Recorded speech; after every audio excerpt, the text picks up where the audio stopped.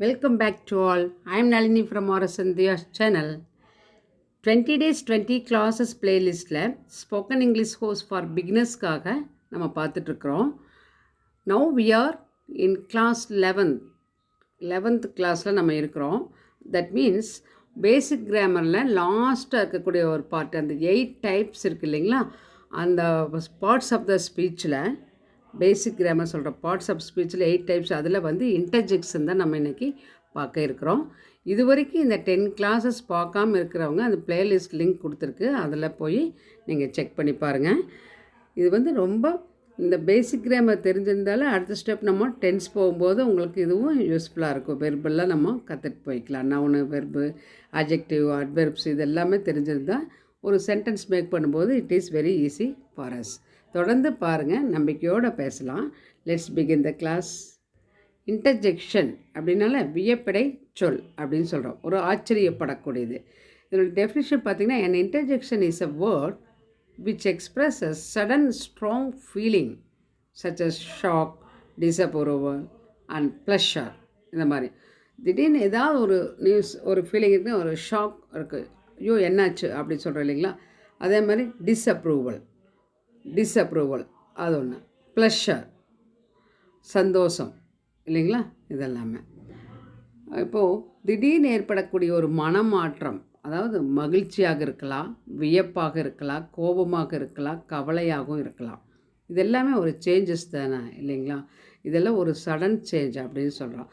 அதைய வந்து நம்ம தெரிவிக்கிறோம், வெளியே எக்ஸ்போஸ் பண்ணுறோம், அதுதான் வியப்படை சொல். அதுக்காக சில வார்த்தைகளை நம்ம அந்த வாக்கியத்தில் நம்ம இடைச்செருகளாக பயன்படுத்திவோம்.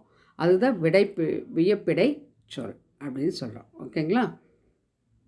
Let's see the parts of interjection. அதில் there are 2 parts. First one common interjection, second one phrasal interjection. Common இன்டர்ஜெக்ஷனில் சம் லிஸ்ட் ஆஃப் வேர்ட்ஸ் கொடுத்துருக்குறேன் பாருங்கள்.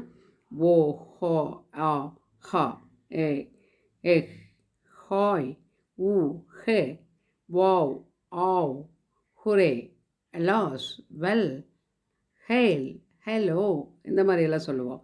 அதே ஃப்ரேசலில் பாருங்கள், ஃப்ரேசல் இன்டர்ஜெக்ஷனில் good bye, farewell, hats off, good heavens, oh God, pooh pooh, damn it, ha. இந்த வேர்ட்ஸை பார்த்தாலே அந்த அந்த சவுண்ட், அந்த மாடுலேஷன், வாய்ஸ் மாடுலேஷனே அந்த சென்டென்ஸில் கொஞ்சம் டிஃபர் ஆகும் நம்ம பேசும்போது பார்த்திங்கன்னா. இப்போ எக்ஸாம்பிள்ஸ் பார்க்கலாங்களா. What a lovely flower it is. அந்த வாட் வராமல் இருந்திருந்தால் it is a lovely flower அப்படின்னு நம்ம இதை சொல்லியிருப்போம். நார்மலான ஒரு சென்டென்ஸ், ஒரு ஸ்டேட்மெண்ட் இல்லைங்களா. இதே வந்து ஒரு ரொம்ப different, entirely different from other flowers that flower is, அந்த மாதிரி இடங்களில் தான் நம்ம ஒரு ஃப்ளார் ஷோ போகிற ஊட்டி, கொடைக்கானல் இந்த மாதிரி போகும்போது அங்கே இருக்கக்கூடிய ஃப்ளார் ஷோவில் ஒரு ஃப்ளார் மட்டும் பார்த்து what a lovely flower it is அப்படின்னு ஒரு நம்ம ரொம்ப வியப்பாக சொல்லும்போது அந்த வாட் அப்படி சொல்கிறோம். நம்ம என்ன ஒரு அழகான பூ அப்படின்னு சொல்கிறோம் இல்லைங்களா. அது மாதிரி என்ன ஒரு அழகான colour, what a lovely colour it is அப்படிலாம் சொல்கிறோம் இல்லைங்களா. அது மாதிரி நெக்ஸ்ட்டு பிரேவோ அப்படின்னா சபாஸ் அப்படின்னு சொல்லிட்டு ஏதாவது ஒரு குட் திங், ஒரு நல்ல ஒரு செயலை செய்யும்போது ரொம்ப இன்டெலிஜென்ட்டாக பண்ணியிருப்பாங்க. அப்போ நம்ம அவங்கள வந்து அப்ரிஷியேட் பண்ணி சொல்லுவோம். அது மாதிரி ஒரு ஃபாதர் வந்து அவங்க சன்னை சொல்கிறாரு, brave my son, brave my son, you have done an excellent piece of work, you have done an excellent piece of work, ரொம்ப நல்லா இந்த வேலையை வந்து நீ செய்திருக்கிறான்னு சொல்லிட்டு அவங்க சன்னுக்கு வந்து ஒரு ஃபாதர் வந்து அப்ரிஷியேட் பண்ணி சொல்கிறது. ஆச்சரியமாக நம்ம பையன் இது பண்ணிட்டானா அப்படிங்கிற மாதிரி சொல்கிற இடங்கள்ல. அதே மாதிரி alas her mother has died, ஐயோ அவங்க அம்மா இறந்துட்டாங்க அப்படிங்கிற மாதிரி, இது வந்து ஒரு சேட், அதுதான் அலாஸ் அப்படின்னா ஐயோ அப்படிங்கிற மாதிரி சொல்லுவோம்.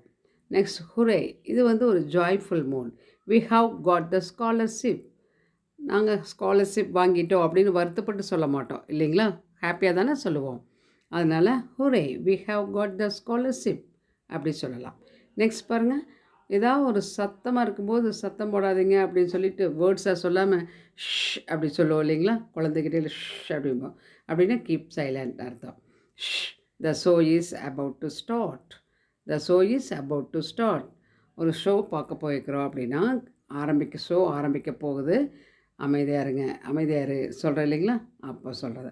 அடுத்தது wow that's really great news. ஏதாவது ஒரு ஒரு செய்தி, ஒரு சிறப்பாக ஒரு செய்தி, நம்ம டிஃப்ரெண்ட்டாக ஒரு நியூஸ் நம்மளுக்கு கிடைக்குதுன்னா wow that's really great news அப்படின்னு சொல்லிட்டு அவங்கக்கிட்ட சொல்லுவோம். நெக்ஸ்ட்டு அஷ் தட் ஹர்ட், அது அடிபட்டுருச்சு ஏதாவது ஒன்று, அந்த மாதிரி சொல்லும்போது இந்த இடங்களில் இந்த வேர்ட்ஸை யூஸ் பண்ணலாம். நெக்ஸ்ட் பாருங்கள், hey what a good idea. Hey what a good idea you have given, இப்படிலாம் சொல்கிறேன் இல்லைங்களா. எவ்வளோ நல்ல ஒரு ஐடியா நீ சொல்லியிருக்கிற, என்ன ஒரு நல்ல ஐடியா இது அப்படிலாம் சொல்லும்போது ஃப்ரெண்ட்ஸுக்கூட நம்ம பேசலாம். நெக்ஸ்ட் பாருங்கள், நவ் ஐ அண்டர்ஸ்டாண்ட், இப்போ எனக்கு புரிஞ்சிருக்குது, இப்போ தான் எனக்கு புரிஞ்சிருச்சு அப்படின்னு சொல்கிறேன் இல்லைங்களா. Now I understand. இது ஒரு இடையிடையே ஒரு கான்வர்சேஷனில் இடையே நம்ம இதை யூஸ் பண்ணலாம். நெக்ஸ்ட் பாருங்கள், ஹஷ் சம்படி வாக்ஸ் அப்ஸ்டேர்ஸ், அது ஷ் அப்படி அந்த மாதிரி சொல்லலாம். யாரோ அப்ஸ்டேரில் நடந்து போகிறாங்க அப்படி சொல்லும்போது அதுவும் அமைதியாக இருக்கும், ஷ் அப்படி சொல்லுவோம். Next hey look at that, hey அங்கே பாரு, அதை பாரு அப்படி சொல்கிற இடங்கள்லாம் சொல்லலாம். ரொம்ப ஆச்சரியமாக இருக்கும், ஹே லுக் அட் தட், அங்கே பாருங்கள் எப்படி இருக்குது அப்படின்ட்டு, என்டையர்லி டிஃப்ரெண்ட் அந்த மாதிரி. அடுத்து I have won, I have won, இது ஹாப்பி, நான் வின் பண்ணிட்டேன் அப்படின்னு சொல்லிட்டு சொல்கிற இடங்கள்ல. நெக்ஸ்ட் பாருங்கள், I have forgotten to take the key, ஐயோ நான் சாவி எடுக்கிறதுக்கு மறந்துட்டு வந்தேன் அப்படின்னு சொல்லும்போது, மறந்துட்டேன்னு சொல்கிறோம் இல்லைங்களா. I have forgotten to take the key அப்படி சொல்லும்போது அப்படி சொல்கிறோம் நம்ம. அதே அப்படிங்கிற மாதிரி வேணாலும் நம்ம சொல்லுவோம் அப்படின்னு. What the house caught fire, என்ன அந்த வீடு தீ பிடிச்சிருச்சா அப்படிங்கும்போது த ஹவுஸ் காட் ஃபயர், என்ன அந்த வீடு தீ பிடிச்சிருச்சா, அந்த கொஸ்டின் மாதிரி கேட்கலாம், ஸ்டேட்மெண்ட்டாகவும் கொண்டு வரலாம், எக்ஸ்க்ளமேட்டில். சரிங்களா? If you like this class means please give your comment in the comment box and share to your friends. Don't forget to subscribe to RSN DHIYA'S channel. Thank you for watching. Let us meet on next class.